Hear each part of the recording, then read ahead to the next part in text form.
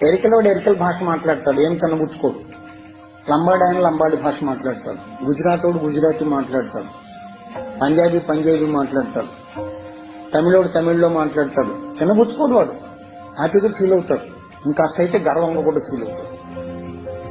ప్రపంచంలో ఒకే ఒక్క జాతి ఉంది, తన మాతృభాష మాట్లాడటానికి సిగ్గుపడే జాతి.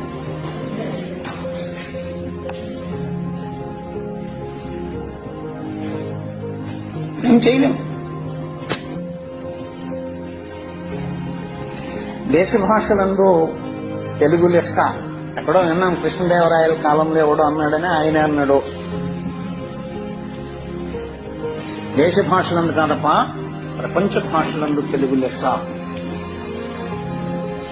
ఎందుకో తెలుసండి, అన్ని అక్షరాలు ఉన్నటువంటి భాష ప్రపంచంలో లేదు, అన్ని విడి శబ్దాలు ఉన్నటువంటి భాష ప్రపంచంలో లేదు, అంత సుందరమైన భాష కూడా ప్రపంచంలో లేదు. అది నీకు అప్పనంగా ఊరికే దొరికింది. పాపం మన వాళ్ళు ఊరికినే దొరికినాయి తీసుకోమని చాలా ధీమా కలిగిన వాళ్ళు కదా, దాన్ని వదిలేసి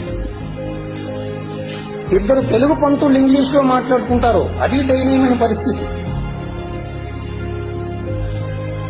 ఈ రోజు నాకు మీరు ప్రతిజ్ఞ చేయగలరా, తెలుగుని ఇష్టపడతాను,